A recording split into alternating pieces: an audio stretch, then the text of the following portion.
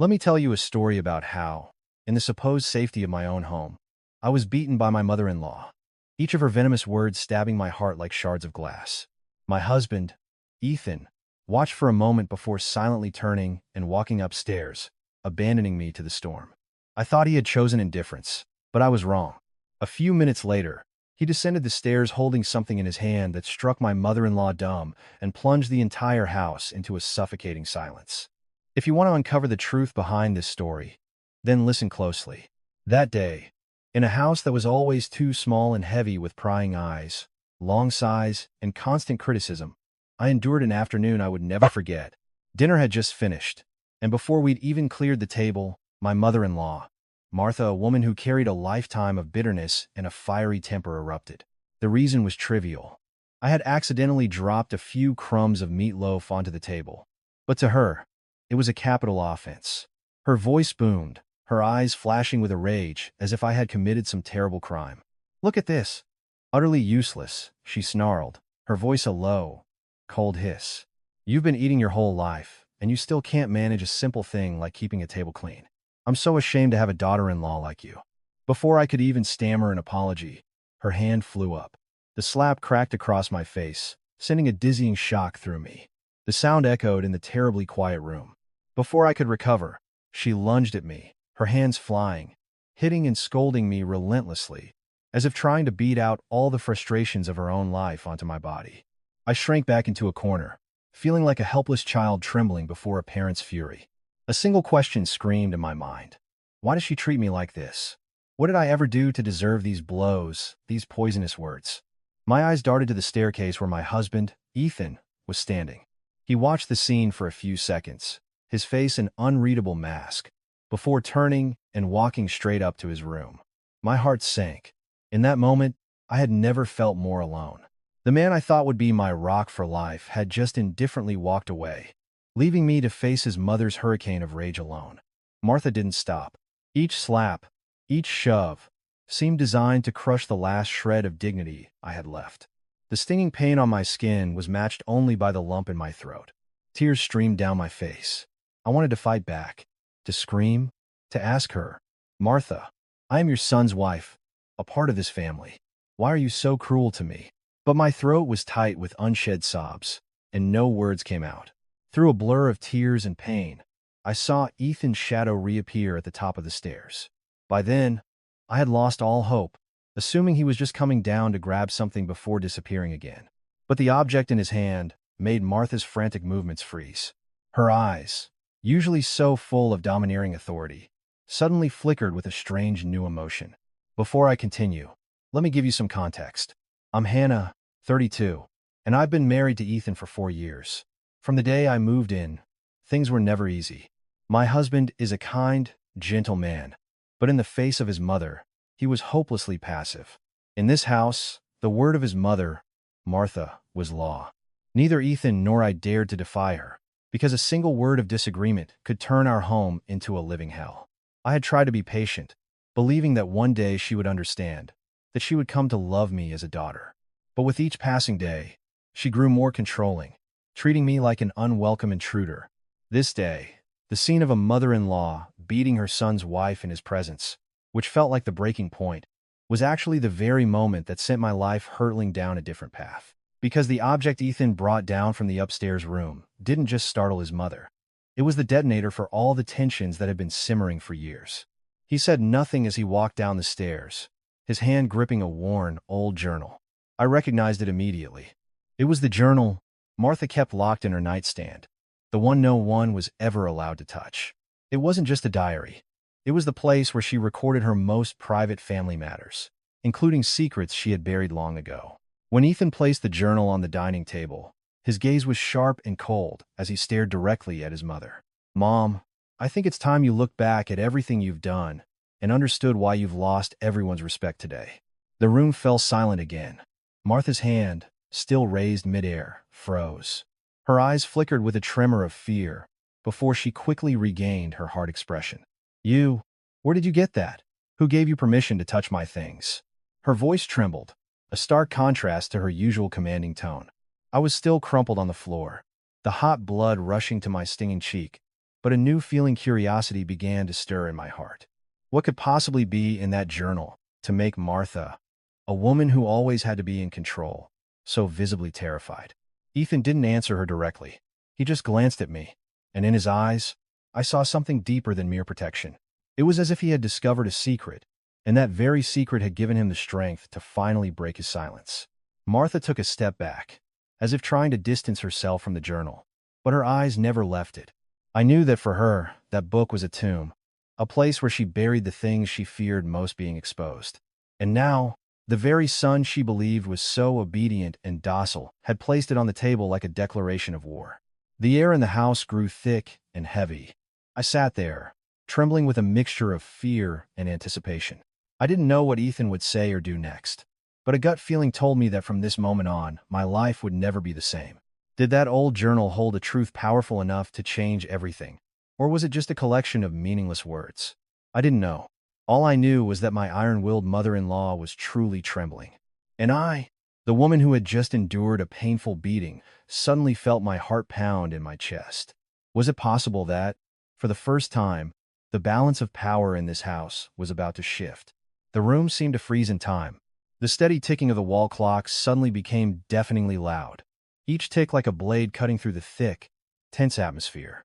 I could hear my own ragged breathing, mingling with the sound of my mother-in-law swallowing nervously. The old journal sat on the table, looking as ordinary as any other, yet it seemed to hold an invisible power that had all of us in its grip. Ethan stood his ground, his expression cold and resolute. He was no longer the passive husband who stayed silent during his mother's tirades. He was a different person now, strong, decisive, and challenging. Martha stared at him, her eyes bloodshot, her voice trembling but still trying to cling to her authority. "Give that back to me. That's my private business. No one is allowed to touch it." Ethan didn't move. A bitter smile touched his lips. "Your private business, Mom? Are you sure it's only your business? Are you willing to say that this journal doesn't contain things that concern this entire family, that concern both me and Hannah?" My heart hammered against my ribs. I had never, ever heard Ethan speak to his mother in that tone. He was always the gentle, accommodating one who avoided conflict at all costs. Yet here he was, confronting her head-on, without a hint of fear. What in that journal had changed him so drastically? Martha took another step back, her voice rising to a near scream. "You are not to open it. I forbid it." But the more she protested, the more her fear became apparent. It was no longer simple anger. It was the panic of someone whose deepest secret was about to be revealed. Ethan picked up the journal and quickly flipped through a few pages. The rustling of the old paper made even me flinch. I held my breath, my eyes wide with a mixture of curiosity and dread. Martha lunged, trying to snatch it back, but he sidestepped her. He held the journal up high, his voice firm. "I think it's time, Mom. We can't let you keep hiding things, keep tormenting others because of the resentment you're holding inside." Then he began to read aloud, his voice clear and steady. October 12th, 1985. "I've made my decision today. I can't let anyone know the truth. If it gets out, I'll lose everything: my family, my reputation, the respect I've worked so hard to build. I must bury this secret forever, even if it means living with this torment for the rest of my life." "That's enough. Stop reading," Martha shrieked. She rushed at him again, but Ethan snapped the journal shut, his eyes still fixed on her. "I don't want to humiliate you, Mom, but think about it. For all these years, you've turned this house into a living hell just because of your own fear and bitterness. You hit Hannah. You curse at her. You look down on my wife. Was it really because of her faults? Or was it just because you couldn't stand the burden of the secret you were hiding in your heart?" I stared at my husband, stunned. His words were like a hammer blow to my mind. So, it was possible that the reason for all of Martha's cruelty wasn't just because she hated me, but because of some secret that was eating away at her soul. Martha collapsed into a chair, her trembling hands gripping the edge of the table. I saw her shoulders shake. Her eyes, usually so hard, were now glistening with unshed tears. She looked at Ethan, her voice cracking. "You don't understand." No one could understand. Ethan took a deep breath and gently placed the journal back on the table. "If you don't want me to read any more, then you tell us yourself. Tell us the truth, right here, in front of me and Hannah. I believe that's the only way you'll ever find peace." I was speechless, my heart pounding, my eyes glued to Martha. My mind was a storm of questions. What did that journal say? What secret made her so terrified? And why did Ethan say it was the reason she tormented me? Martha was silent for a long time, her face a war between pride and helplessness. She glanced up at me, and for a fleeting moment, her eyes softened before she looked away again. Finally, she let out a shuddering sigh. Her voice choked. "If I tell you, will you forgive me?" Ethan answered without hesitation. "We don't need you to beg for forgiveness. We just need the truth." His answer resonated deep within me. He was right. I didn't need her pity or an apology. I just wanted to understand why she hated me so much. After another long silence, Martha began to speak, her voice trembling, punctuated by choked sobs. "Many years ago, before I married your father, I lived a part of my life I've never dared to speak of. I was in love with another man, but he betrayed me. He left me when I was pregnant with my first child." I froze up. Ethan was also stunned, his hands clenched into fists. Martha continued, her eyes gazing at a distant point in the past. "I gave birth to that child, a baby boy, but he died when he was only a few months old. It was the greatest pain of my life, a wound that never healed. After that, I grew to hate all mothers. I was jealous of anyone who had a complete and happy family. I buried everything in that journal so no one would ever know I had such a shameful and painful past. I told myself I had to be strong, to be strict, to make everyone respect me so no one would ever dare look down on me again." She paused, tears streaming down her hollow cheeks. For the first time in my life, I saw Martha cry not out of anger or frustration, but from a place of profound, ancient pain. I sat there, utterly stunned. So, for all these years, I had endured her beatings and her cruel words simply because she had let her past trauma consume her, turning it into a bitter poison that she poured onto others. I felt a strange mix of pity and anger. Pity, because she too was once an unfortunate woman. Anger, because she wasn't strong enough to overcome her pain and instead turned it into a weapon to torture those around her. Ethan took my hand, his voice low. "Mom, if your past was that painful, you should have known to cherish the present. You should have loved your family more, not turned this house into a nightmare." Martha buried her face in her hands and broke into racking sobs.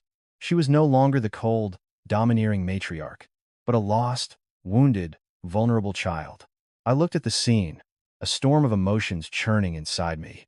I didn't know if I could forgive her, but I knew that from this moment on, nothing in this family would ever be the same. The secret was out, the past was present, and no one could pretend it didn't exist. But the story didn't end there. Just when I thought a quiet resolution might settle over us, a single page slipped from the journal, fluttering down to the floor. Ethan bent down to pick it up.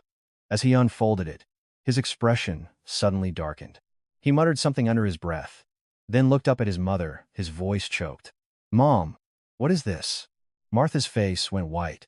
She lunged for the paper, but Ethan held it tight. A chill ran down my spine. My intuition screamed that this was not just a secret from the past, but a shocking truth that could shatter our present lives. The air grew thick again, the tension suffocating. I watched Ethan, trembling, waiting for him to speak. But he remained silent, his eyes glued to the paper, while his mother shook uncontrollably, her face ashen. And I knew the real storm had only just begun.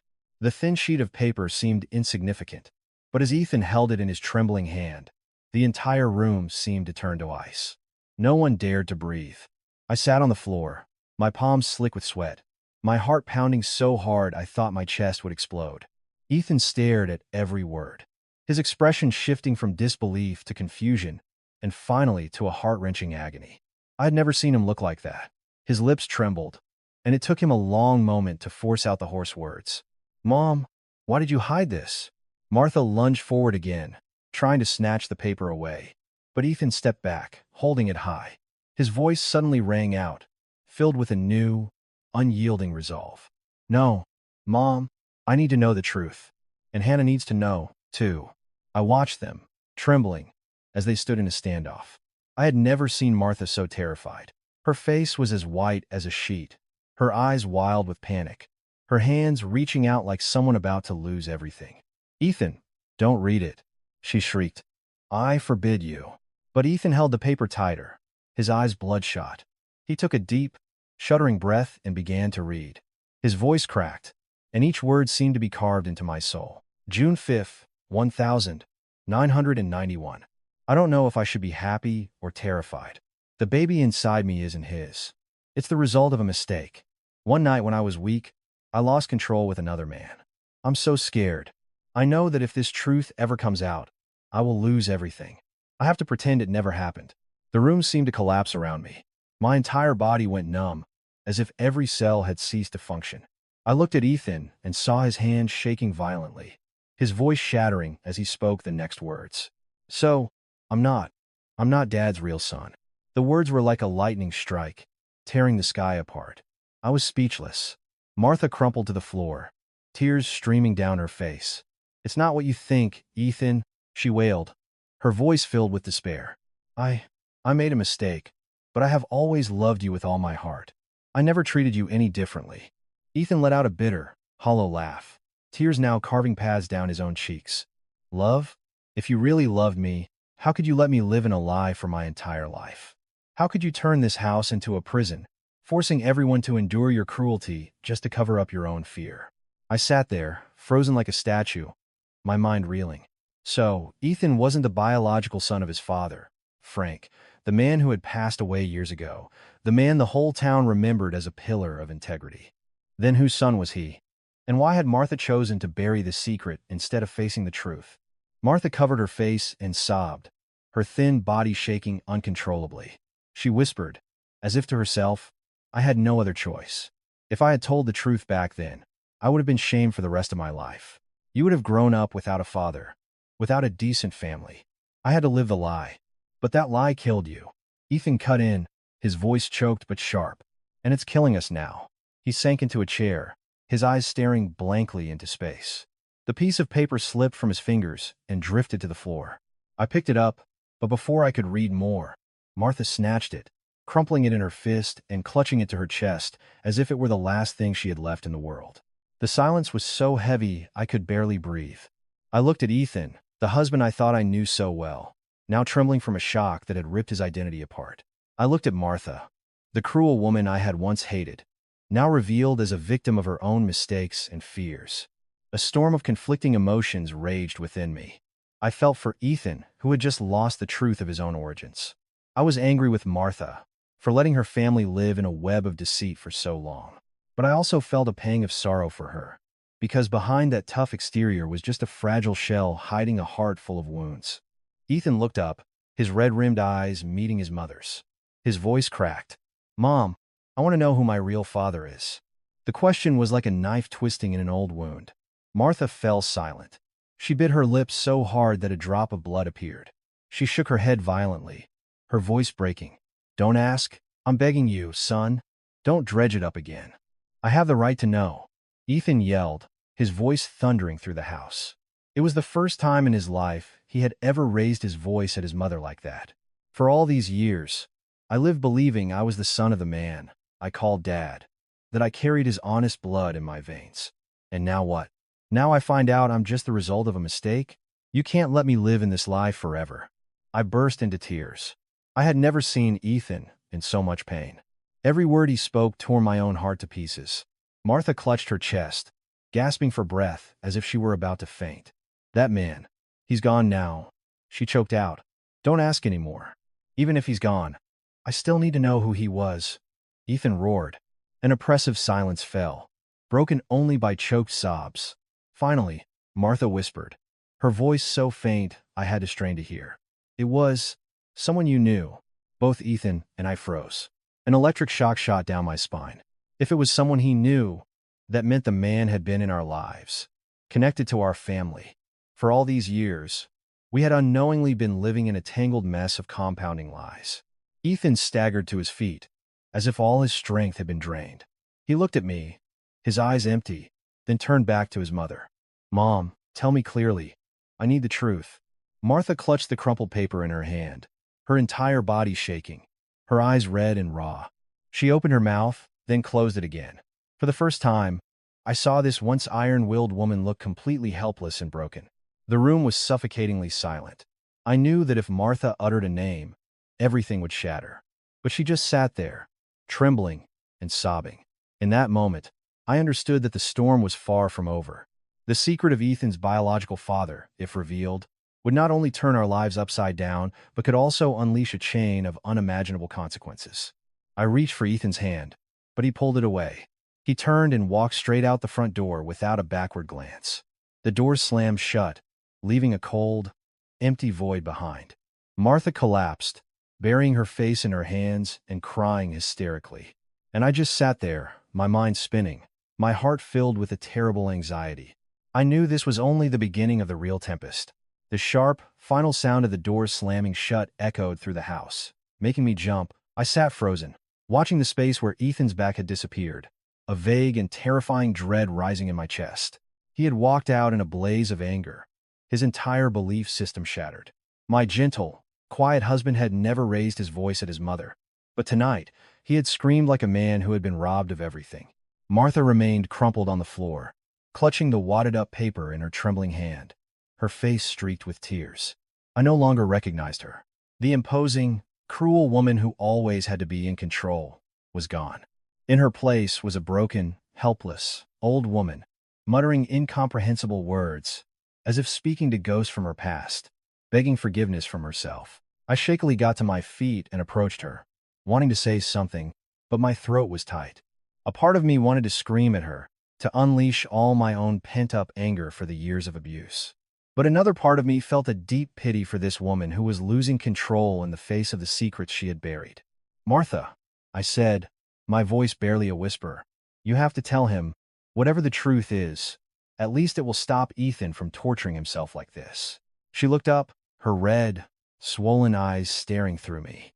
"You don't understand, Hannah. If I tell him, it won't just be Ethan. This whole family will be buried in shame. I'd rather take this secret to my grave." She trailed off, choking on a sob. I was stunned, my mind reeling in confusion. Who was this man from her past that she was so terrified of naming? Just then, I heard Ethan's hurried footsteps outside on the gravel driveway, fading into the distance. I couldn't stop myself. I ran after him.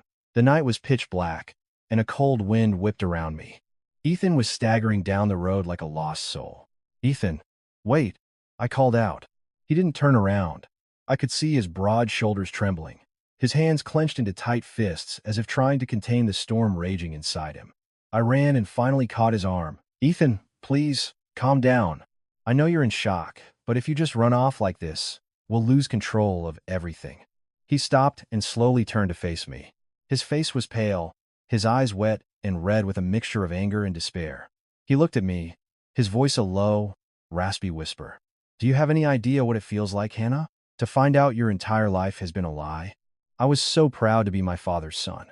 I tried so hard to live up to his name, to protect his legacy, and now I find out I'm just the result of a mistake. I can't breathe." I gripped his hand tighter, my own tears starting to fall. "I understand your pain, but Ethan, no matter what the truth is, you are still you. You are the man I love, my husband, the future father of our children. Your bloodline doesn't define who you are." He let out a bitter, joyless laugh. "But I need to know who I am, Hannah. If I don't, I'll never have a moment's peace." I fell silent. I knew he was right. A person can't live in a fog of uncertainty. But I was also afraid. Afraid that the truth would be too much for us to bear. Ethan gently pulled his hand from mine. He took a few more steps, then turned back, his eyes sharp and cold. "I'm going to find out the truth. If Mom won't tell me, I'll find it myself." His words were a vow. I saw a clear change in him. This was no longer the passive Ethan of the past. This was a man pushed to his absolute limit, forced to stand up and fight against both the past and the present. That night, Ethan didn't come home. I sat on the front porch, my heart heavy with anxiety. Inside, Martha sat in silence, her eyes vacant. I had never felt the house so cold. The next morning, Ethan still hadn't returned. My calls went straight to voicemail. I was sick with worry. As the morning sun streamed in, Martha emerged from her room, her face gaunt, her eyes sunken. "Where is he?" she whispered. My throat tightened. "I don't know, but I'm afraid if this continues, he's going to destroy himself. Mom, if you truly love him, please, just tell him the truth." She didn't answer, but as I turned away, I saw a flicker of fear in her eyes, as if she knew exactly where Ethan might go to find a clue. That afternoon, I received a text from Ethan. I'm going to see Uncle David. Don't call me. I froze. Uncle David was his father Frank's younger brother. He lived a town over and rarely visited, but he was known to have kept some of the old family mementos. Why would Ethan go to him? A chilling realization washed over me. Perhaps he had noticed a detail in the journal or remembered a fragment of a conversation he had overheard years ago. That evening, I drove to Uncle David's house. The old wooden gate was slightly ajar. A weak yellow light glowed from within. I could hear Ethan's tense voice. "You have to tell me, Uncle Dave. I have a right to know who my biological father is." Uncle David's voice was low and hesitant. "Ethan, it's not that simple. I know part of the story. But if it comes out, this family will be shattered." I stood outside the door, holding my breath, my heart pounding. I heard Ethan press him, his voice strained. "I don't care if the family is shattered. I just need the truth." Just then, I heard the sound of a chair scraping back violently. I thought Ethan was about to leave, but then I heard his uncle let out a heavy, weary sigh. "All right, if you really want to know, your biological father, he was—" I strained to hear, but his next words were drowned out by the sudden, ferocious barking of a neighbor's dog. I jumped, and before I could compose myself, I heard Ethan scream from inside. "No, it can't be." The sound of a fist slamming on a table echoed through the house. My body went rigid. I wanted to rush in, but my feet felt like lead. Who was it? What name could have made Ethan cry out with such raw, primal disbelief? The door burst open, and Ethan stumbled out, his face ghostly white, his eyes wild with horror. He didn't even see me. He just lurched past, leaving his uncle standing in the doorway with a look of utter helplessness. I ran after him, grabbing his arm, but he shook me off, his voice raw. "Hannah, don't ask me anything. This truth, it's too horrible. I don't know what to do."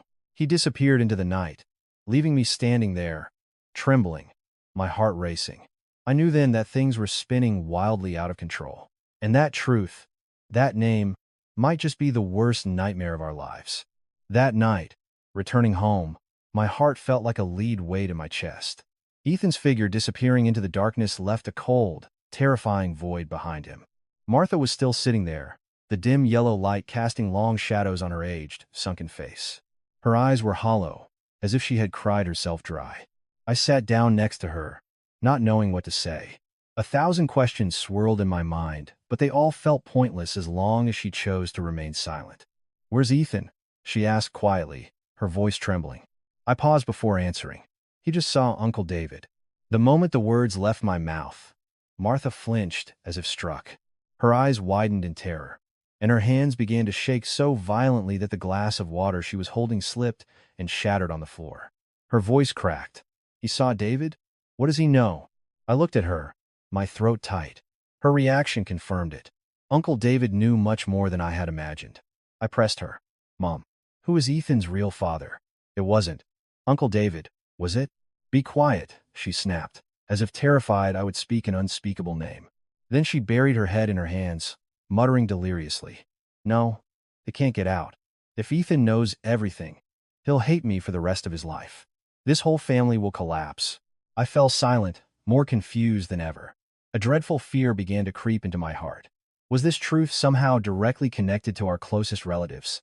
Something that touched the very honor of the family name? That night, I tossed and turned, unable to sleep. Ethan still hadn't come home. His phone was off. I was sitting on pins and needles, terrified he might do something reckless in his despair. The next morning, I rushed back to Uncle David's house. The door was still ajar.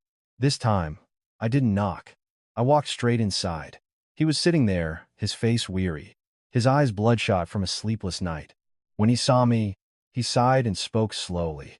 "You're here, Hannah. I knew you'd come asking sooner or later." I sat down, my voice choked with emotion. "Uncle Dave, please, you have to tell me the truth. What did Ethan hear from you last night?" He was so shocked he just ran off. "I'm afraid he can't handle it." He was silent for a long time. Then he pulled a faded photograph from a drawer. He placed it on the table. In the picture was a young man, tall and slender, with a face that bore a striking resemblance to Ethan. I gasped. "Who is this, Uncle Dave?" He spoke softly. "This is Thomas, my older brother. But he isn't Ethan's father. Thomas was the man your mother-in-law was involved with." My heart lurched. I stared at the photo, speechless. So, Ethan's biological father was his adoptive father's own brother, Thomas, who had died many years ago. It meant Ethan was born from a tragic, forbidden affair between his mother and her brother-in-law. I stammered. So, that means Ethan is both a son and a nephew in this family? Uncle David nodded, his eyes heavy with sadness. Yes. It's a cruel truth, but it's undeniable. Back then, Martha and my brother Thomas had a brief, foolish affair, and she got pregnant. At the time, Thomas was about to get married. If the story broke, the whole family would have been disgraced. So, she had to hide it and let Ethan be raised as the son of her husband, my brother Frank. I felt my blood run cold. My hands were like ice. Ethan's cry from the night before echoed in my head. It can't be. Now I understood why he was so horrified. The truth was too cruel, too twisted. I bit my lip, tears streaming down my face. Why didn't you say something sooner?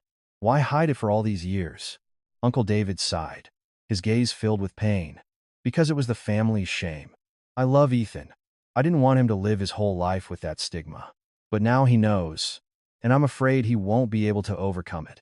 I stood up, trembling, my mind a complete mess. I knew Ethan was out there somewhere, wrestling with this brutal reality.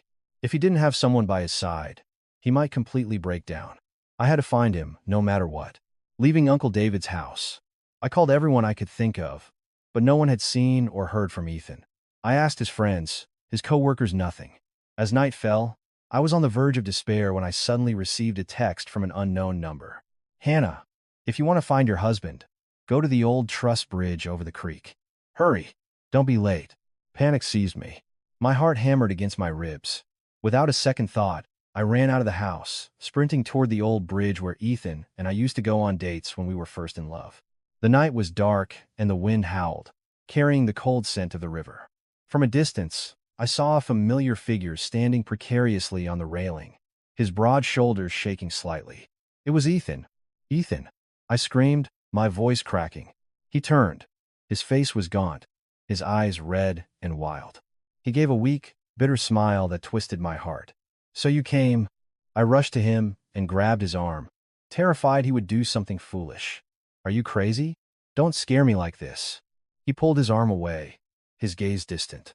Hannah, you know now, don't you? You know what I am. I threw my arms around him, sobbing. I know, but I don't care. No matter what, you are still Ethan, my husband. He let out a choked laugh. But I care. I can't live with the fact that I'm the product of an incestuous mistake. I feel dirty, unworthy of you. I shook my head frantically, shouting over the wind. No, Ethan, don't destroy yourself like this. It's not your fault. You didn't choose how you were born, but you have the right to choose how you live. You are a good husband, a decent man. Don't let their past kill our future. Tears streamed down Ethan's face. He trembled and held me tightly, as if clinging to his last lifeline. We stood there together, letting the wind whip around us, the river crashing below. But as I looked up, I caught a glimpse of a figure lurking at the end of the bridge, their sharp eyes fixed on us. Before I could get a clear look, the figure vanished into the darkness. A cold shiver ran down my spine. Who sent that text message? Who was watching us? As Ethan buried his face in my shoulder, I suddenly understood that this cruel truth wasn't the end of the story. There was another hand at play, someone pulling the strings from the shadows, determined to push us deeper into the abyss. That night, after pulling Ethan back from the edge of despair, I guided him home. He was silent, his eyes red and raw, his face gaunt. He walked as if in a daze, his breathing heavy, as if he'd just weathered a hurricane in his soul. I, too, was quiet, my hand clamped firmly around his, afraid that if I let go, he would vanish forever. When we arrived home, Martha was still sitting in the dark, a frail and withered figure. Seeing Ethan, she rushed toward him, but he sidestepped her, his eyes filled with a cold resentment. He didn't say a word, just walked straight upstairs. The bedroom door slammed shut, leaving Martha standing there, stunned, her hands hanging limply at her sides. I saw her shoulders tremble, her eyes filled with helpless pain as she watched her son retreat. I walked over to her and spoke softly. Martha, it's gone too far. Hiding will only make Ethan hate you more. The person who needs to tell him the whole truth is you, and only you. She shook her head, tears welling up again. Hannah, You don't understand. If he knows everything, he'll see me as a monster for the rest of his life. I'd rather he hate me for being cruel than for him to know I betrayed this entire family, that I created a stain that can never be washed away. I see it. I understood her fear. But I also knew that the truth, sooner or later, would come out, especially now that an anonymous person was sending me text messages, leading me to that bridge.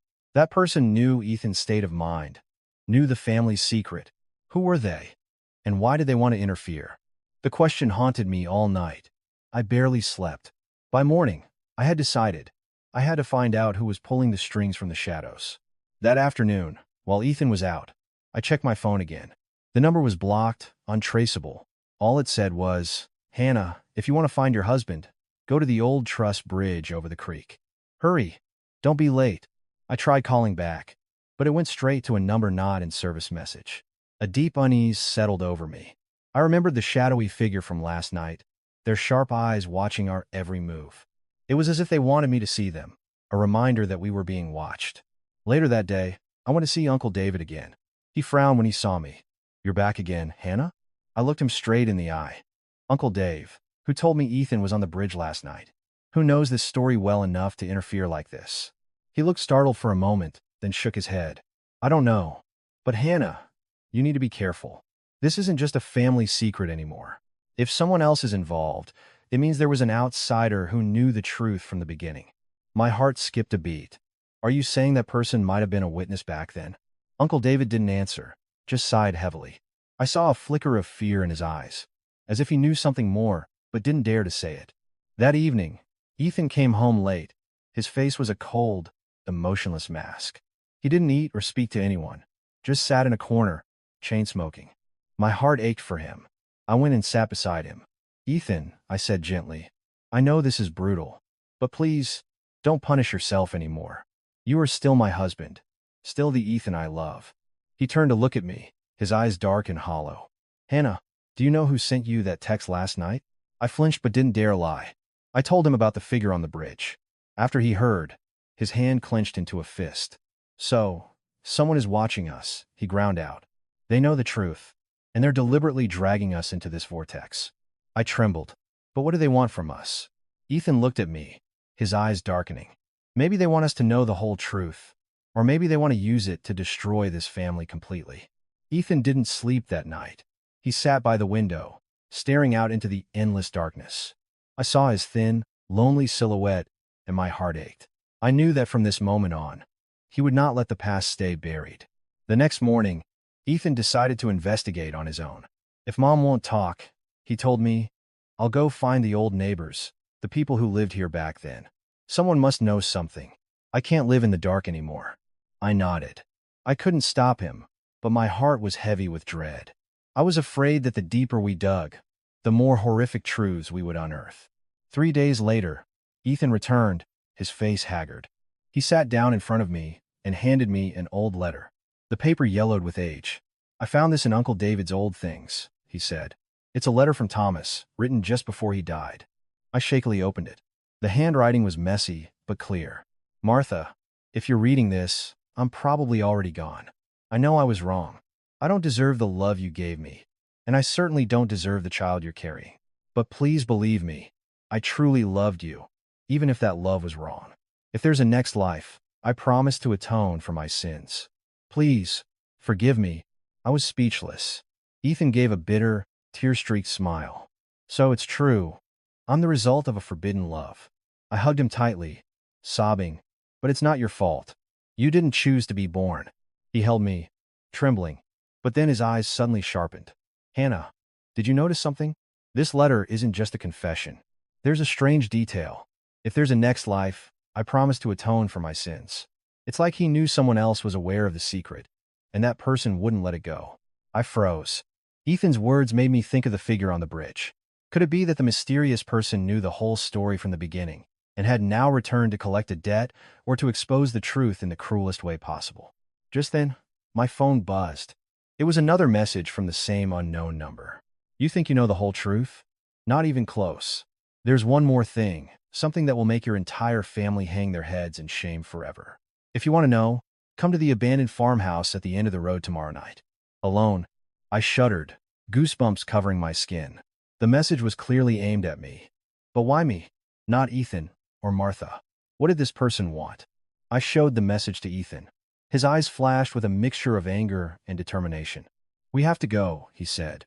"I won't let anyone control my life from the shadows anymore." I gripped his hand. I knew that tomorrow night would be a turning point. Another truth, perhaps even more terrifying, was waiting for us in that abandoned farmhouse. The next night, the sky was overcast, as if conspiring with a heavy dread in my heart. A light, cold drizzle began to fall, each drop stinging my skin. I held Ethan's hand tightly, half of me wanting to go, the other half wanting to run. The abandoned farmhouse at the end of the road had been derelict for years, its walls covered in moss, its wooden door rotting. The local kids whispered that it was haunted, but I knew that what awaited us inside was not a ghost, but a person of flesh and blood, someone who held our family's secrets in their hands. Ethan walked in silence, each step heavy. I stayed close, my heart pounding, my mind racing. Who was the person who sent the texts? How did they know so much about my family? And what was this final secret that would make us hang our heads in shame? We stopped in front of the rickety door. The inside was pitch black, filled with the sound of wind whistling through cracks in the walls. Ethan gave the door a gentle push, and it groaned open with a spine-chilling creak. The smell of damp and decay hit me. I shivered and clung to Ethan's arm. The flashlight from his phone cut through the darkness, illuminating walls stained with mildew and peeling paint. "Who's there?" Ethan's voice was low but steady. A figure stepped out from a dark corner. They were tall and thin, wearing an old raincoat, their face hidden in shadow. But as they lifted their head, I gasped. It was Mr. Peterson, an older neighbor who lived a few houses down, a man I'd seen chatting with my mother-in-law on several occasions. "Mr. Peterson?" I blurted out, my eyes wide. He gave a small, bitter smile, a mix of malice and satisfaction. "That's right. It's me. You two got here quick." Ethan clenched his fists, his eyes blazing. "You're the one who sent those messages to my wife. What's your game?" Mr. Peterson, who went by Phil, slowly walked closer, his shoes crunching on the broken floor tiles. His voice was a low, raspy drawl. "I just want the truth to be told. For years, Martha has lived a lie, pretending to be so high and mighty, when her past is a stain that will never wash clean. I saw it all, but I kept my mouth shut. I'm done being silent." I trembled, my voice rising. "But why now? Why are you choosing to push my family off a cliff?" He scoffed, his eyes flashing with resentment. "Because I've had enough. Years ago, it was Martha who used her cunning to bury everything and turn me into a coward who didn't dare speak. What she doesn't know is that I was the one who knew everything from the very beginning. I know who she was with that night. I know whose child she was carrying. And I know another truth, one that even she has never told you." "Spit it out," Ethan roared, taking a step forward. Phil calmly took a worn envelope from his raincoat pocket and placed it on a decaying table in the middle of the room. "This is a letter Martha wrote to Thomas but never sent. I found it when I was cleaning out his old things after he passed." I watched, trembling, as Ethan snatched the envelope and pulled out the letter. The handwriting was unmistakably Martha's. Ethan began to read aloud, his voice cracking. "Thomas, that night was my fault, but in my heart, I've never considered it a mistake. I love you, a love I can never acknowledge. The child inside me, I know for certain is yours, but I have to let him carry Frank's name so that you and I can keep this secret forever. Don't worry, no one will ever know. I'd rather spend my life being seen as cruel to my own son than to let the truth be exposed." As he finished, Ethan's hand trembled and the letter fell to the floor. He looked drained of all strength, slumping into a nearby chair, his face ashen. I rushed to his side, tears streaming down my face. But Phil wasn't finished. He lowered his voice, the words cold and deliberate. "That's only half of it. The other truth is, she was originally going to get rid of that baby. I was the one who found out, and I was the one who stopped her. I told her the child was innocent. I told her if she went through with it, she'd regret it for the rest of her life. And that is why you, Ethan, were born. But she never dared to tell you the truth. She was afraid you would hate her forever." Ethan shot to his feet, his eyes blood red, and roared, "My mother tried to get rid of me?" Phil nodded, his gaze like ice. "That's right. If it weren't for me, you wouldn't exist. Now think about it. How are you supposed to live, knowing your own mother wanted to throw you away?" The room spun. I grabbed Ethan as he staggered, nearly falling. His face was contorted in agony. No, no, it can't be, he mumbled. I looked at Phil, my voice choked. Why would you do this? Why dig all this up? Phil's eyes narrowed into a cold smile. Because the truth needs to be told. Because I want Martha to pay. And because I want Ethan to be grateful to me. Without me, he wouldn't even be on this earth. Ethan broke free from my grasp and stared at Phil, his voice cracking. You saved me? No. You turned my life into a tragedy. If you had just let it end back then, I wouldn't have to be living in this hell. He lunged forward, about to grab Phil by the collar, but I managed to hold him back. I saw the madness in his eyes, the raw, surging hatred. Phil stepped back, still calm. Hate whoever you want, but that's the truth. Now you know everything. With that, he turned and walked out of the abandoned farmhouse, leaving us to collapse in the thick, suffocating darkness. Ethan let out a primal scream that tore through the night. Why me? Why do I have to carry the weight of all their sins and mistakes? I held him, my tears falling like rain. I knew, in that moment, that this was only the beginning. This cruel truth wouldn't be the end, and Phil Peterson's game was far from over. The drizzle outside turned into a downpour, each drop like a cold knife against the skin. I knew that from now on, every step we took would be on even more treacherous ground. That night, I guided Ethan back home. His steps were heavy, his eyes vacant, devoid of any light. He walked like a man dragging the weight of a dark, collapsing sky on his shoulders. I didn't dare say a word, afraid that any sound would cause the volcano of pain inside him to erupt. When we got home, Martha was still in the living room, a frail figure in the dim light, her face gaunt and her eyes deeply shadowed. Seeing us, she shot to her feet, her lips trembling. Ethan, you're back. Ethan didn't reply. He just stared at her, his eyes a maelstrom of fury and a pain so deep it seemed bottomless. He threw the crumpled letter onto the coffee table. Mom, he said, his voice hoarse and shaking, but sharp as a razor. What is this? Why did you write this to Thomas? Why did you have to confess that the baby you were carrying was his son? Martha's face went chalky white. Her lips trembled, but no words came out. She looked from the letter to Ethan, tears welling in her eyes. Ethan, please, son, don't make me say any more. Ethan roared, his voice thundering through the house like a clap of thunder. I don't need your begging. I need the truth. Tell me, is it true that from the very beginning, you never wanted me to exist? Is it true that it was Phil Peterson who stopped you from getting rid of me? At those words, I saw Martha's entire body tremble so violently she looked as if she might collapse. She buried her face in her hands and broke into hysterical sobs, no longer having the strength to hide. Yes, she cried, her voice choked and broken. Yes, I was going to. I was going to end the pregnancy. I was so scared. I didn't know how to face the family, the town, anyone. If I kept you, I would have lost everything. But then Phil found out, and he stopped me. He said the child was innocent, that he deserved to live. And so, you were born. Ethan staggered back a step, as if he'd been physically struck. I rushed to steady him, but he pushed my hand away, his eyes filled with a bitter anguish. So, the only reason I'm alive today isn't because of a mother's love, but because of the pity of a stranger. Mom, do you have any idea how worthless and disgusting that makes me feel? Martha collapsed to her knees, sobbing. No, Ethan, no matter what, I still loved you. I raised you. I wanted you to have everything. Don't say I didn't love you. Ethan turned away, his face a mask of cold stone. Your love was just a way to atone for your guilt. I don't need it. With that, he walked upstairs and slammed the door. I stared after him, my heart clenching. The house was filled with the sound of Martha's broken sobs and the heavy, resentful silence from behind Ethan's door. I sat down next to Martha, placing a hand on her shoulder.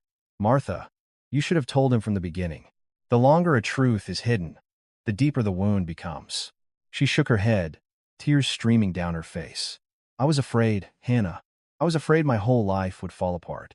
I was afraid of the judgment. And now, I've lost everything anyway. I was silent. I had no words of comfort left. For the next few days, Ethan lived like a ghost. He didn't speak, didn't smile. He neglected his work and locked himself in his room. I would knock, but he wouldn't open. When I brought him food, he would eat only a few bites, his eyes distant and lost. It was like watching a part of him die, and I didn't know how to pull him back from that dark place.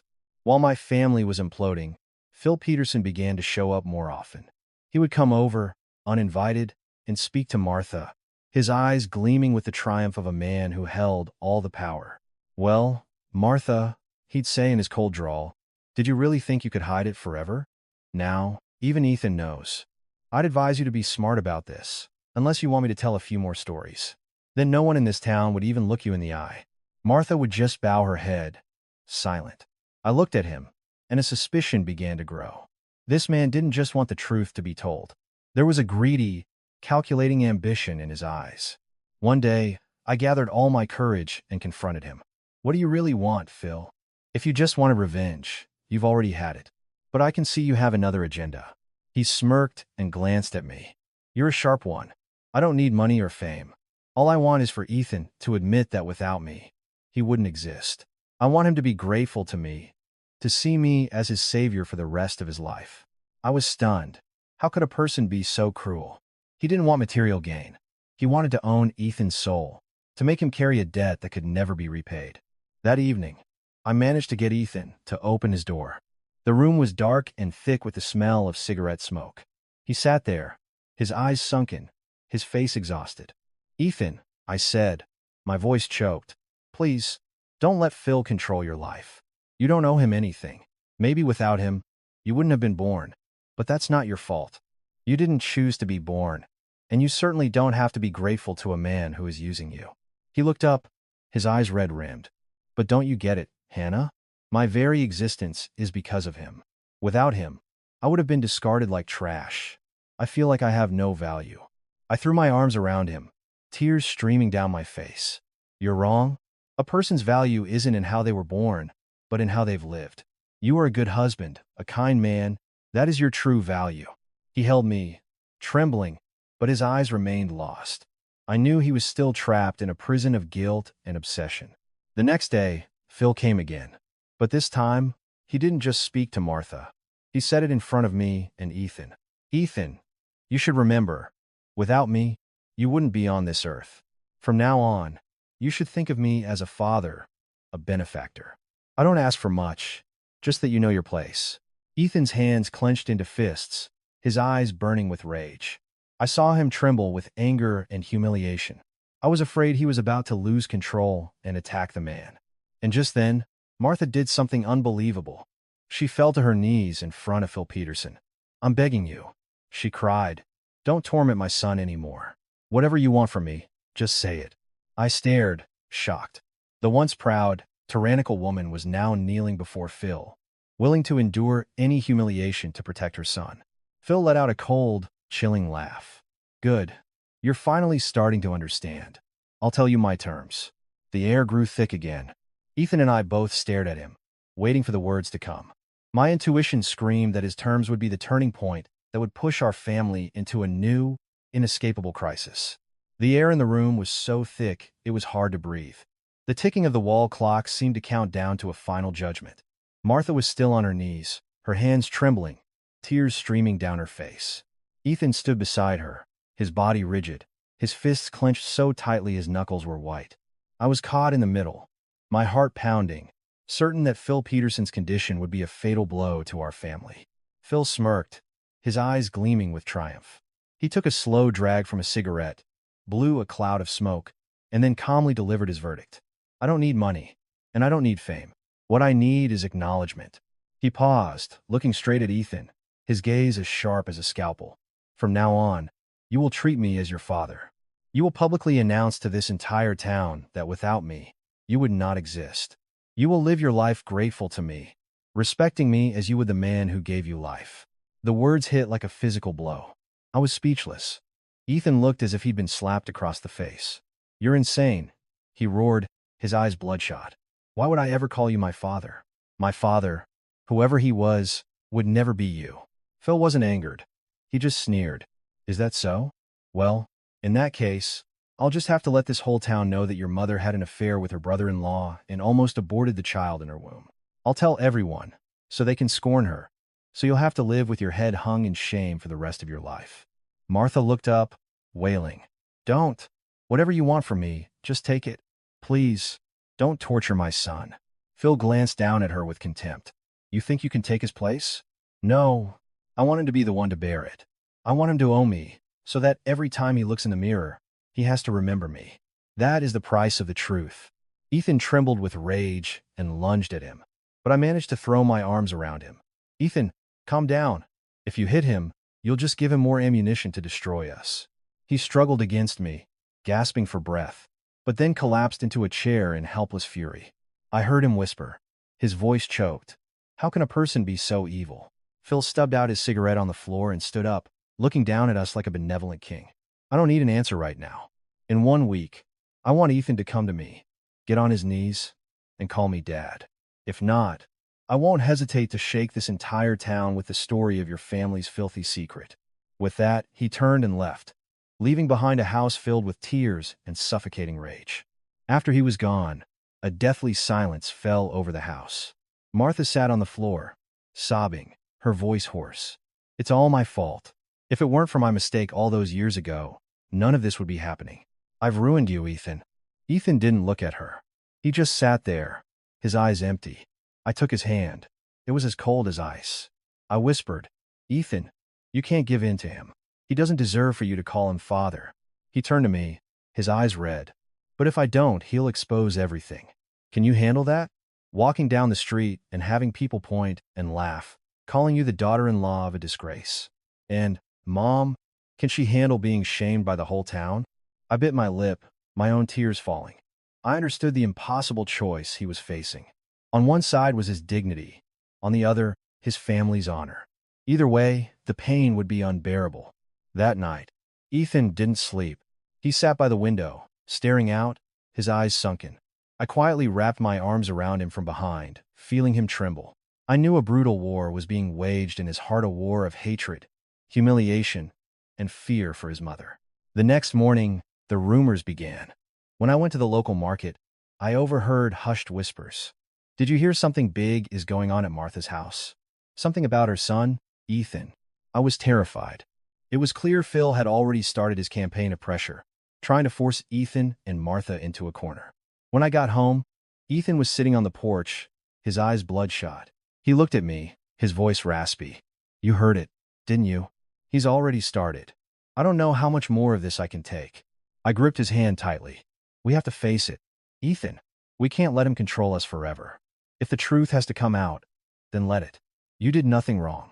He shook his head, his eyes dark. But Mom did. She won't survive it. We both looked inside, where Martha was sitting silently. Her hair streaked with more gray than before, her eyes vacant. My heart clenched. The once iron woman was now just the shadow of a guilt-ridden soul. That afternoon, Uncle David showed up unexpectedly. He came in, his face etched with worry. I've been hearing things, he said quickly. Phil Peterson, he doesn't just want recognition. He wants this house. Ethan and I were both stunned. Uncle David sighed. He approached me a while back. He said if Martha agreed to sign the house over to him, he'd keep quiet. But she refused, so now he's putting the screws to Ethan. He wants both the house and the glory. That greedy son of a bitch, Ethan roared, clenching his fists. I saw the fire in his eyes, but also a deep helplessness. On one side was their home, on the other, a disgusting truth. The price for either was too high. Uncle David looked at us, his tone grave. You two have to be careful. He won't stop at just words. If you're not careful, he'll ruin this entire family. With that, he left, leaving us in stunned silence. I took Ethan's hand and whispered, we have to think of something. We can't let him keep doing this. Ethan nodded, a new determination flashing in his eyes. I won't let him take everything. If he wants to drag this family through the mud, I'll be the one to stop him. I looked into his eyes and saw a resolve I had never seen before. I knew Ethan had changed. He was no longer the passive man I married. But I also knew this battle would be fiercer than anything we had ever faced. Outside, the sky darkened, and the wind howled through the trees, like a challenge being issued. I held my husband's hand, my heart trembling with fear, but also with a thin sliver of hope that no matter what happened, we would face it together. The 1-week deadline Phil had given us was closing in. The dread in my heart grew larger each day. Would Ethan surrender, kneel, and call that man father in exchange for silence? Or would he stand tall, and let the entire town turn its judgment on his family. I knew his answer would define the rest of our lives. The week passed in a heavy, suffocating atmosphere. Each day felt like sitting on hot coals. I watched Ethan grow more gaunt and haggard, his eyes constantly red from lack of sleep. He barely spoke, just sat in silence, occasionally lighting a cigarette, the smoke swirling around a face that was once gentle but now etched with anguish. Martha had become a ghost in her own home, with no energy left to command or criticize. She moved silently, her eyes vacant, sometimes looking at Ethan and bursting into quiet, desperate tears. I knew she was living in a torment of guilt and fear, torn between her love for her son and her terror of the truth. And then, the final day arrived. Early that morning, a commotion erupted at the end of our street. People were whispering that something big was going to happen at Martha's house. Curious eyes and hushed voices were everywhere. It was clear Phil had planned this, turning the day into a public execution. Before we were even mentally prepared, Phil strolled into our yard, followed by a few of his close cronies, his face beaming with smug satisfaction. He spoke loudly, making sure everyone nearby could hear. Today is the day Ethan shows me some respect. If he's a good boy and calls me dad in front of all you good people, then this whole affair ends right here. If not, don't blame me for exposing the filthy truth from all those years ago. The whispers immediately intensified. Dozens of eyes turned to us, a mixture of curiosity and anticipation. I grabbed Ethan's hand, feeling it cold and trembling. Ethan stepped into the middle of the yard. He looked straight at Phil, his gaze as sharp and cold as a knife. The tension was so thick that the crowd held its breath. "You want me to kneel and call you father?" Ethan's voice was low and raspy, but it carried across the yard. Phil sneered. "That's right. Just one word, and in return, I'll keep my mouth shut. Your mother won't be shamed by the whole town, and you won't have to live in disgrace. But if you don't, I'll tell everyone everything, and this entire family will never be able to hold their heads up again." The crowd buzzed. "What's going on?" Someone whispered. "Why would he have to call him father? You don't think Ethan isn't Frank's real son, do you?" My blood ran cold. Phil had calculated this perfectly. The moment Ethan refused, he would unleash the truth and let public opinion crucify us. Martha ran out, crying, and clung to Ethan's arm. "Son, for my sake, please, just endure the humiliation this one time. Just once, and it will all be over." Ethan looked at his mother, his eyes filled with pain. My heart clenched.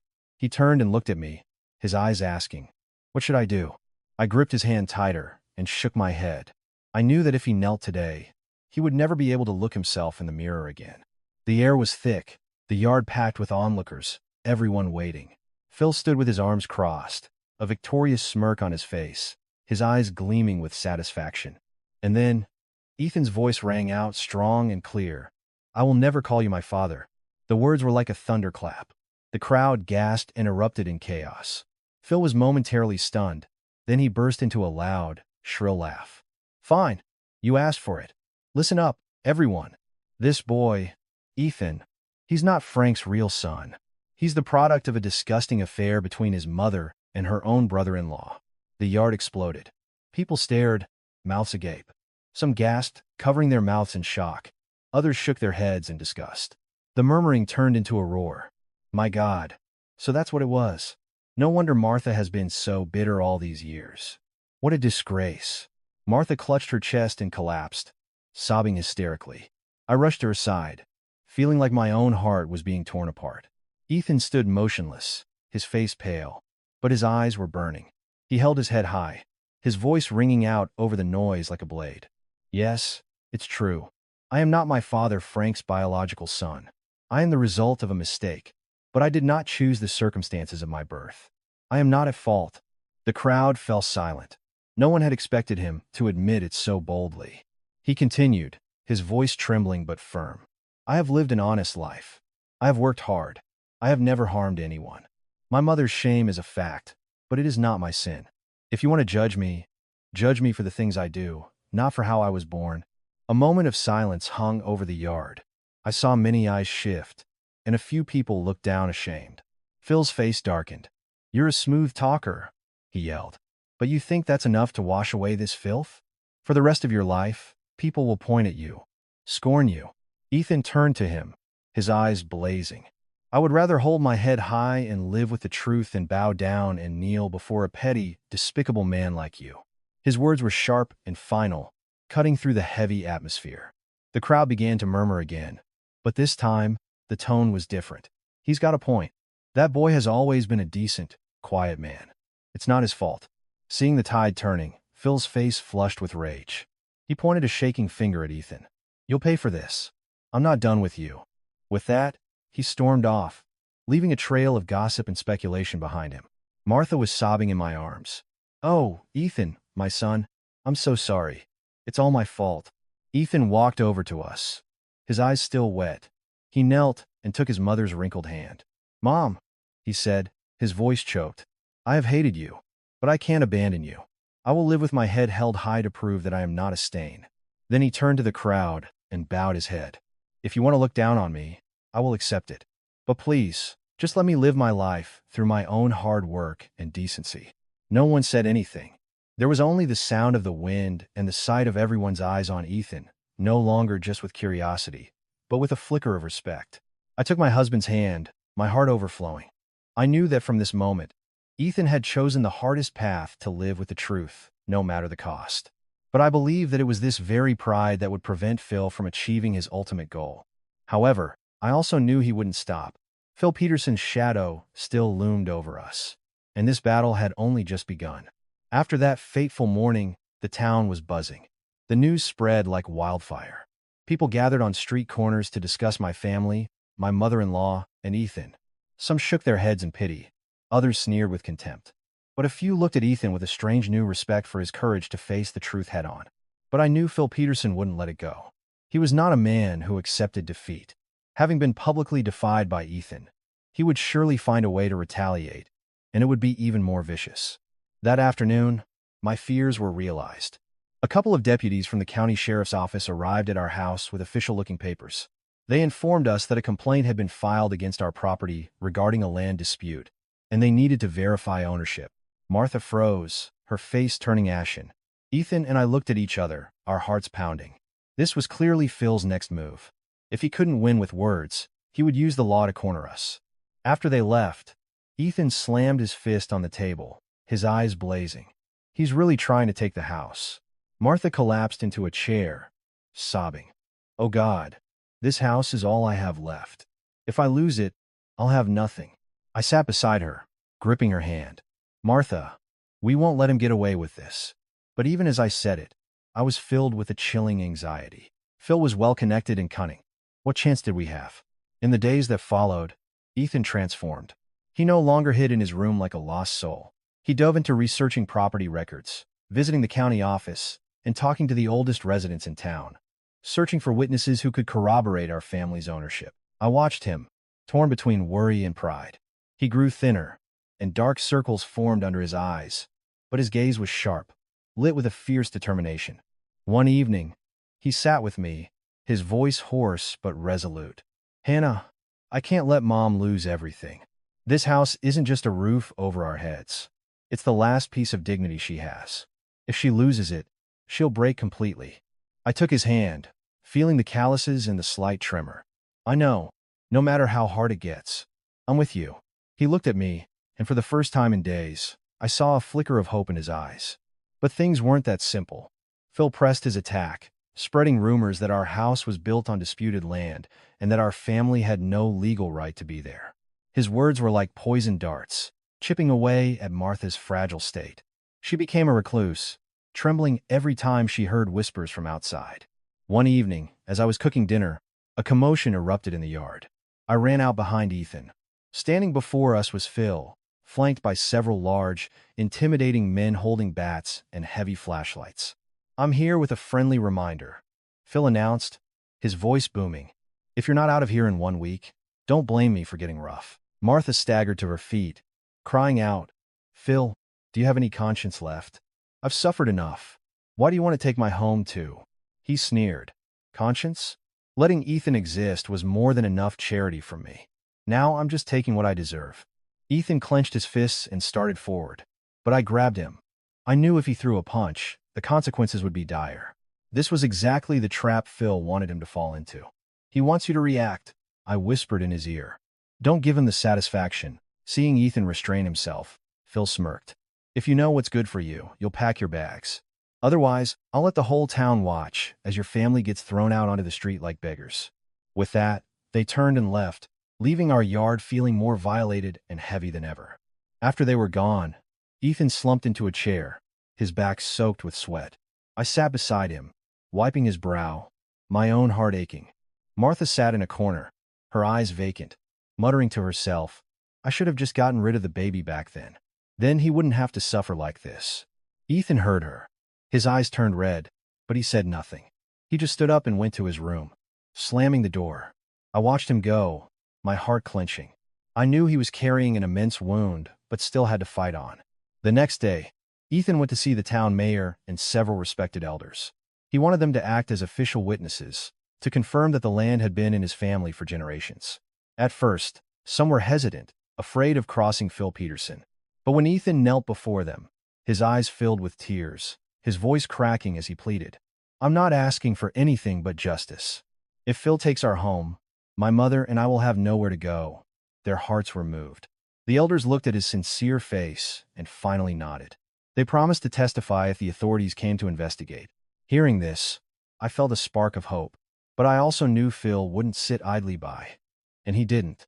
A few days later, another attack came. That night, just as we were turning off the lights, the sound of rocks smashing against the house echoed through the yard. Ethan and I jumped up and ran outside. In the thick darkness, we saw a few figures sprint away. The living room window was shattered, and on the side of the house, scrawled in red spray paint, were the words, Get out.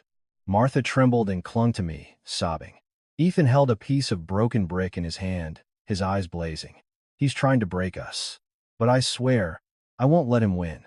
I looked at him and saw a new fire ignite in his weary eyes. It was the fire of rebellion. I knew our battle with Phil was no longer just a family drama. It had become a fight for survival. That night, I lay beside Ethan and heard him whisper, Hannah, I won't let you and Mom lose this house. I'll protect it, no matter the cost. I held him tight, my tears falling silently. A vague fear crept into my heart. What would Ethan have to sacrifice to fight Phil? And if Phil was truly this determined, how long could we possibly hold out? Outside, the wind howled through the trees, carrying a chilling cold, as if heralding the arrival of an even greater storm. After the night, our house was vandalized. My family lived on edge. Martha was too scared to leave the house, a trembling shadow of her former self. Ethan, however, grew tougher. His eyes were always alert, ready to face whatever came next. As for me, every night was a torment of anxiety, wondering what new scheme Phil would unleash. The truth, as I suspected, was that he wasn't done. 2 days later, an official from the township arrived with a notice. Our right to use the land was being temporarily suspended due to an unresolved dispute. While we weren't being evicted immediately, it meant we were one step closer to losing everything. Martha clutched her chest, gasping for breath, and nearly fainted. I rushed her to her room, my heart feeling as if it were being shredded. Ethan held the notice, his eyes burning. He doesn't just want the land, he yelled. He wants to destroy our spirits. I grabbed his hand, trembling. But what can we do? He has connections. We have nothing. Ethan turned to me, his gaze firm. No, we're not empty-handed. We have the truth. He can twist facts, but he can't twist the memories of people who were there. He spent the next several days tirelessly meeting with every old-timer in town, every possible witness from the past. At first, they were reluctant, intimidated by Phil's influence. But Ethan didn't give up. He knelt and begged, his voice choked. If you all stay silent, my mother and I will lose everything. I'm not asking for myself. I'm just asking for fairness. Finally, his sincerity and determination moved a few of them. They nodded, promising to stand as witnesses when the time came. I saw a glimmer of hope in Ethan's eyes, a light that had been nearly extinguished. But just as we gained ground, Phil launched another vicious attack. One evening, as Ethan returned from a meeting with the mayor, several strangers were waiting at our gate. They had harsh, menacing faces and were holding iron rods. They didn't say much, just delivered a cold message. If you don't want anything to happen to your mother, you'll know what to do and pack your bags. To emphasize the point, one of them slammed his rod against our metal gate. The jarring clang made Martha and me scream. Ethan stepped forward, his eyes blazing, but I threw my arms around him, holding him back. I knew that if he reacted, they would attack. This was the trap. This is what he wants, I whispered. Don't fall for it. When the thugs left, Ethan punched the wall, his knuckles splitting open. He's trying to push us to the brink. He roared in despair. I held him, sobbing. But you can't be provoked. That's his goal. No one slept that night. The sound of distant barking dogs only amplified the oppressive silence and my growing sense of dread. I knew Phil had resorted to hiring thugs to terrorize us. The next day brought a breakthrough. The mayor came to our house, carrying a folder of old documents he'd found in the town archives. It was an official record confirming that Frank, Martha's late husband, had been granted legal title to the land decades ago. Ethan took the papers, his hands shaking, his eyes shining. This is it, he whispered. This is the proof. This is our weapon against him. I was so moved I burst into tears. For the first time in a long time, I saw a clear path out of the darkness. But our relief was short-lived. That afternoon, Phil showed up with several strangers. He sat down in our yard, as if he owned the place, his voice dripping with ice. I hear you got your hands on some old papers. But don't think that means you've won. Papers can be faked. Witnesses can be bought. Do you really think you can stand against me? Ethan faced him, his gaze unwavering. I don't need to lie. I have the truth. You can fabricate and intimidate, but you can't deny what my ancestors left me. Phil sneered, taking a drag from a cigarette and blowing the smoke in Ethan's face. You got a tough mouth, but you forget, I can take more than just your land. I can take what you love most. He finished by glancing pointedly at me. His gaze sent a shiver down my spine. I knew he wasn't making an empty threat. Ethan lunged forward and grabbed him by the collar. Don't you ever touch my wife, he roared.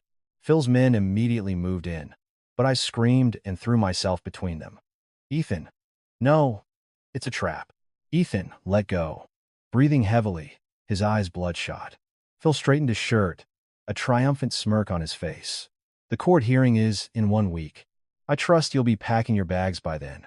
I expect you to lose everything. With that, he left, leaving us frozen in the yard. That night, Ethan sat at the table, meticulously organizing documents and taking notes.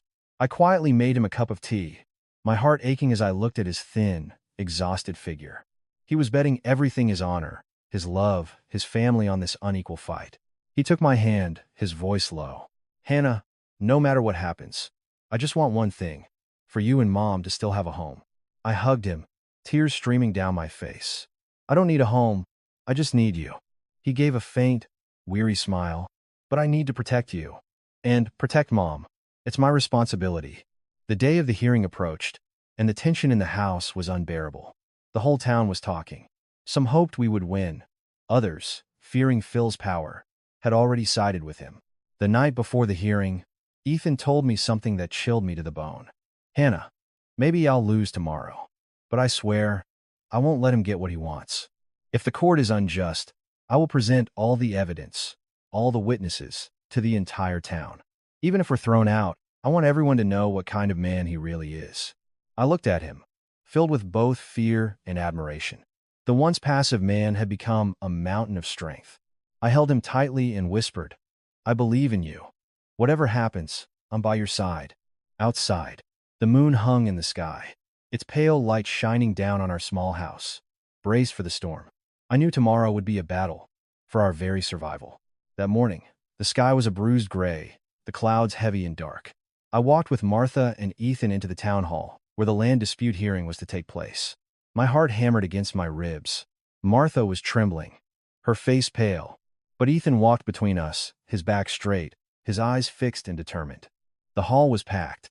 Townspeople filled every seat and stood along the walls, all eager to witness the showdown. In the front row, Phil Peterson sat with an air of smug confidence, a well-dressed, cold-faced lawyer by his side. The moment the magistrate banged the gavel, the room fell silent. Phil was the first to speak, his voice clear and confident. Your Honor, I am here today to demand justice. The land that Martha's family currently occupies was, in fact, owned by my father decades ago. They are, and have always been, illegal squatters. I have witnesses and documents to prove it. His lawyer stepped forward, and presented a stack of photocopied documents with bright red seals. A murmur went through the crowd. My mother-in-law's face went white.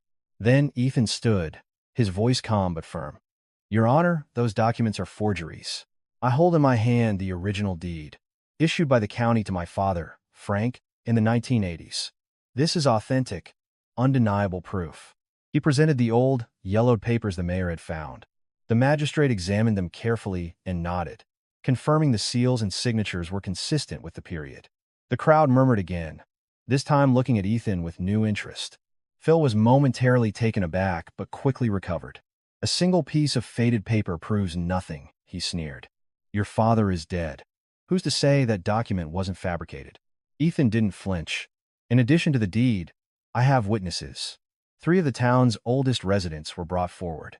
They each testified that the land had belonged to our family for as long as they could remember. One of them said, I remember helping Frank build that house with my own 2 hands.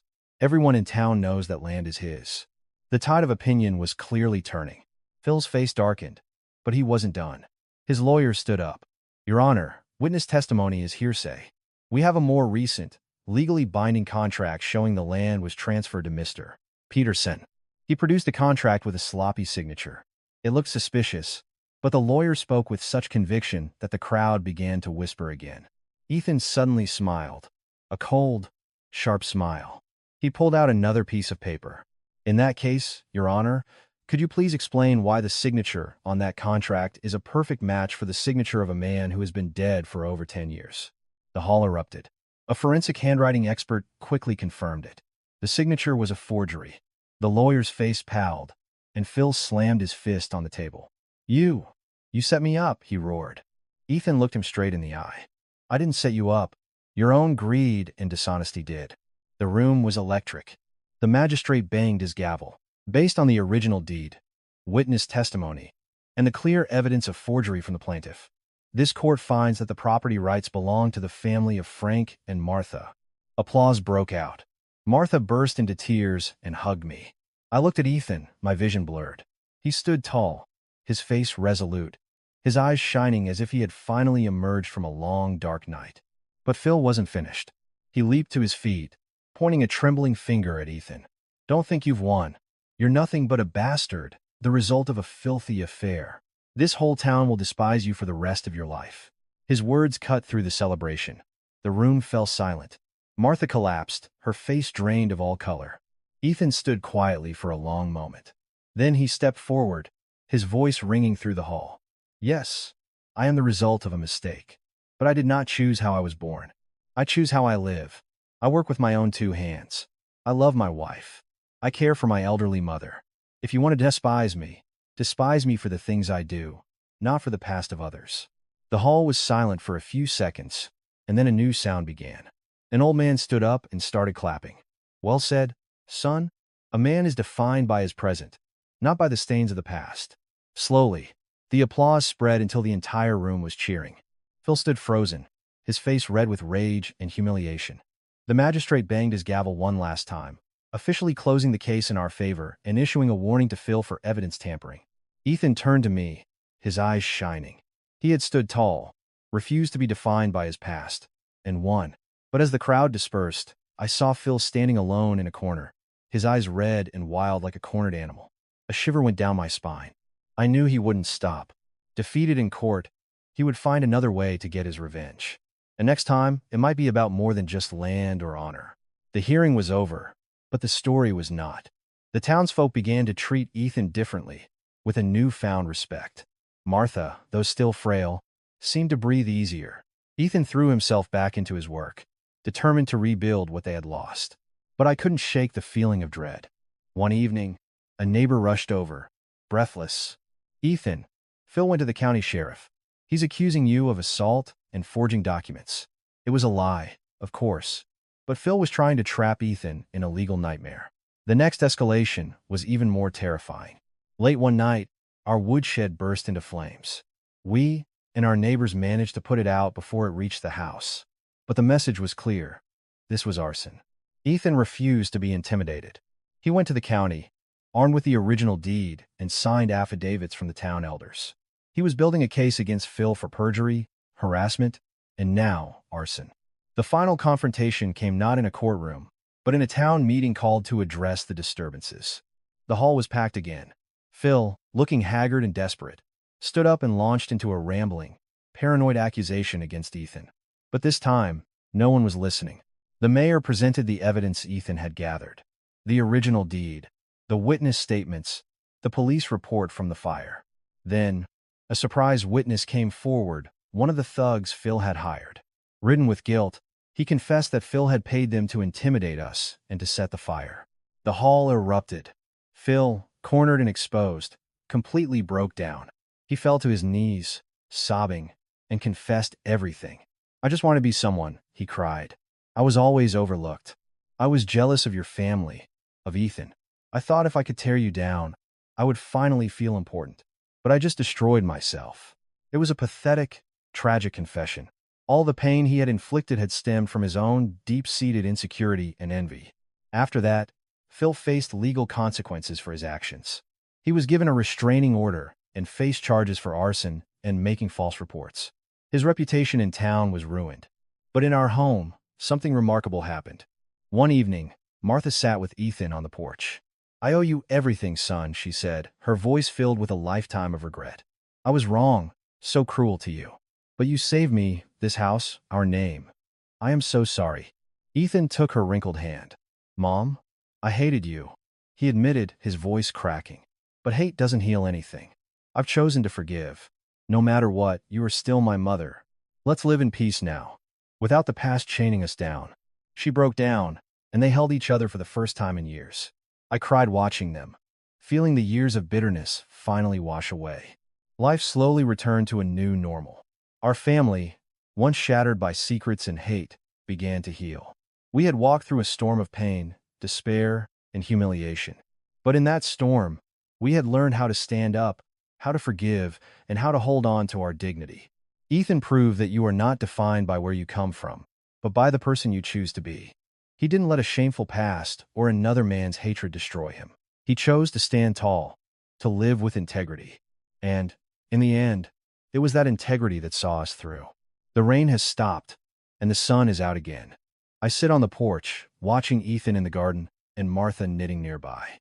It's a simple, quiet scene, but it's a peace we fought for and won. We went through hell to find this moment, and I know now the true meaning of family, truth, and forgiveness.